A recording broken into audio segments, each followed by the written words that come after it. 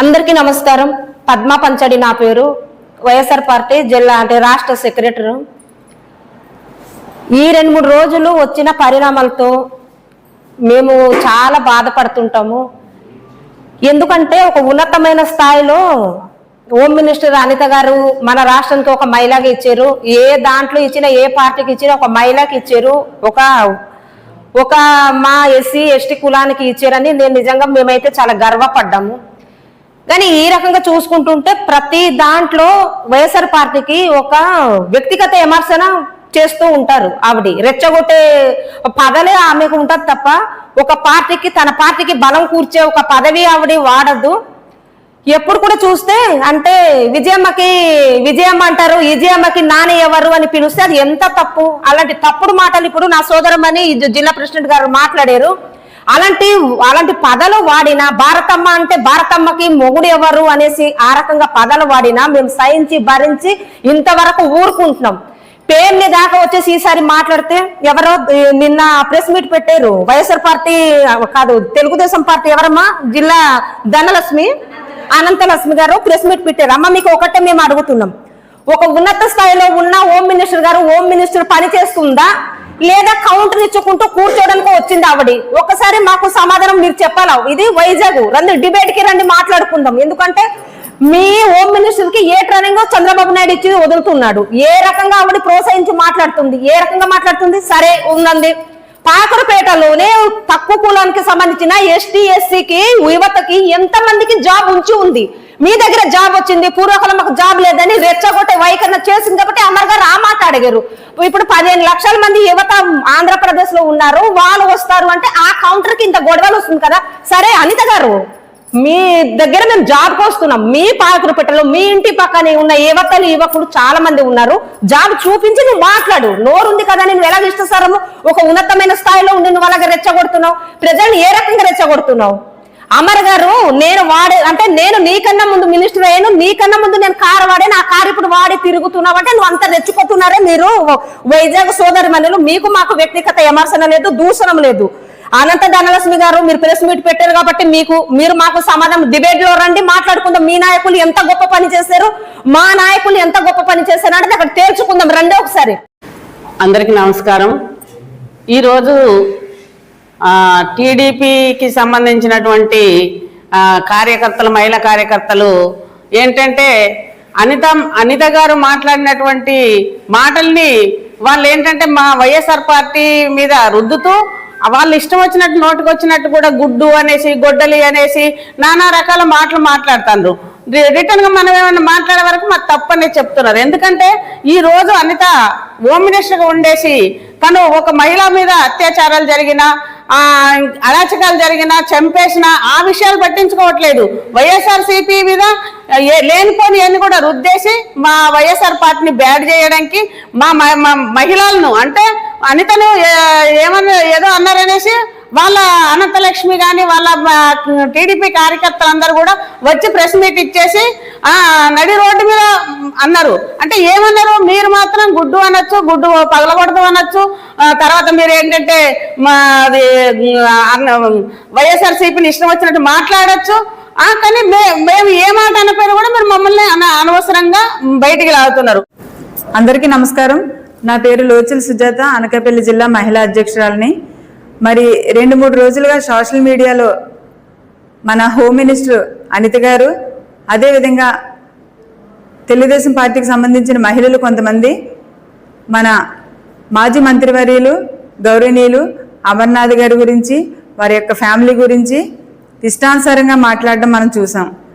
అయితే మరి అనిత గారు మైక్ ముందుకు వచ్చేటప్పటికి సమస్తం మర్చిపోతారో ఏంటో మనకు తెలియదు. కానీ మరి గతంలో కూడా వైఎస్ జగన్మోహన్ రెడ్డి గారి అతను కూడా వాడు వీడు అని విమర్శించడం మనం చూసాం. అదేవిధంగా ఈరోజు కూడా వాడి పేరేంటి, వాడెవడు, ఆ పేరు తలుచుకోవడం కూడా ఎందుకులే అని వ్యంగ్యంగా మాట్లాడడం మనం చూస్తున్నాం. అయితే అమ్మా అనిత గారు, మీరు ఈరోజు మినిస్టర్ అయ్యారు, హోమ్ మినిస్టర్ అయ్యారని ఈరోజు మీరు వ్యంగ్యంగా మాట్లాడడం మనం చూస్తున్నాం.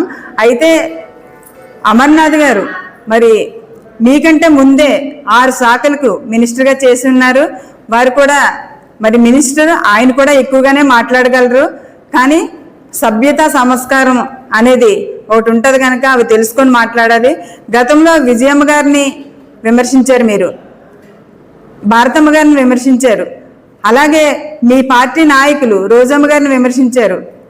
అదేవిధంగా మా పార్టీలో ఉన్న ఎంతోమంది మహిళల్ని వ్యక్తిగత హననం చేస్తూ మాట్లాడడం చూశారు. మరి అప్పుడు మీకు గుర్తు రాలేదమ్మా, ఈరోజు మహిళలు వారి యొక్క వ్యక్తిగతంగా విమర్శించకూడదు అని ఈ మహిళలు, తెలుగుదేశం పార్టీ మహిళలు మాట్లాడుతున్నారు. అప్పుడు మరి వాళ్ళందరూ మహిళలు కాదా అంటే, టీడీపీలో ఉన్న మహిళలే మహిళలు, వైఎస్ఆర్ కాంగ్రెస్ పార్టీలో ఉన్న మహిళలు కాదనమాట. అదేవిధంగా మరి అమర్నాథ్ గారిని వారి ఫ్యామిలీ కోసం మాట్లాడే అర్హత, హక్కు కానీ మీకు లేదు.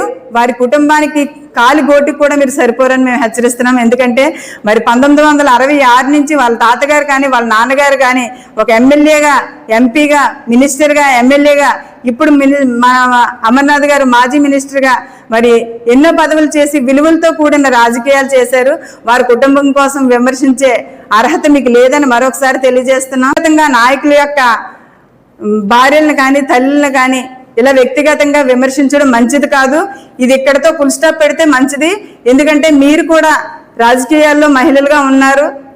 ఆ విషయాలు గుర్తుంచుకొని మహిళల కోసం గౌరవంగా మాట్లాడడం నేర్చుకోండి అని తెలియజేస్తూ, మరి మీరు ఏమైతే హామీలు ఇచ్చారో అవి నెరవేర్చండి. గొడ్డల పార్టీ అంటున్నారు కదా, మిమ్మల్ని ఏమనాలి? వెన్నుపోటు పార్టీ అనాలా? ఎందుకంటే మహిళలకి 1500 ఇస్తానన్నారు, ఇవ్వలేదు. నిరుద్యోగ భృతి ఇస్తానన్నారు, ఇవ్వలేదు. సంవత్సరానికి 3 గ్యాస్ బండ్లు అన్నారు, ఒక గ్యాస్ బండ్తో సరిపెట్టేశారు. తల్లికి వందనం అన్నారు, ఒకరికి ఏమి 9,000, ఒకరికి 2,000, ఒకరికి 13,000. ఇలాగైనా మీరు ఇవ్వడం చేత కాదు. మిమ్మల్ని ప్రజలందరూ విమర్శిస్తే అవి మా నాయకుల మీద దిద్దుతారు. అమర్నాథ్ గారు అభివృద్ధి చేయలేదు, సంక్షేమం ఇవ్వలేదు అని అంటున్నారు కదా. మా జగన్మోహన్ రెడ్డి గారు ఏవైతే సంక్షేమ పథకాలు అమలు చేశారో అవే మీరు కాపీ కొట్టి సూపర్ 6గా ఇప్పుడు ఇవ్వడం జరుగుతుంది. అవి కూడా ఫుల్ ఫ్లెడ్జ్డ్గా ఇవ్వట్లేదు. ఇవి ఎక్కడైతే ప్రజలు అడుగుతారో అని ఇలా డైవర్షన్ పాలిటిక్స్ చేస్తూ మీరు ఇష్టం వచ్చినట్టు విమర్శలు చేస్తే మరి బాగోదని హెచ్చరిస్తూ, మరొకసారి మా నాయకుల్ని విమర్శించడం కానీ వారి కుటుంబాన్ని బయటికి తేవడం కానీ చేస్తే వైఎస్ఆర్ పార్టీ తరఫున ఉన్న మహిళలందరం కూడా క్షమించము. మేము దీనికోసం గట్టిగానే మేము కూడా మాట్లాడవలసి వస్తుందని హెచ్చరిస్తూ నమస్కారం తెలియజేసుకుంటే, ఒక మహిళ హోమ్ మినిస్టర్గా, ఒక దళిత హోమ్ మినిస్టర్గా కష్టపడి వచ్చింది ముద్దు బిడ్డ, ఉత్తరాంధ్ర ముద్దు బిడ్డ అని చెప్తున్నారు కదమ్మా. మరి ఉత్తరాంధ్ర ముద్దు బిడ్డ ఏం చేస్తుందమ్మా? రాష్ట్రాల్లో జరుగుతున్న అరాచకాలు మహిళల మీద పట్టించుకోరు.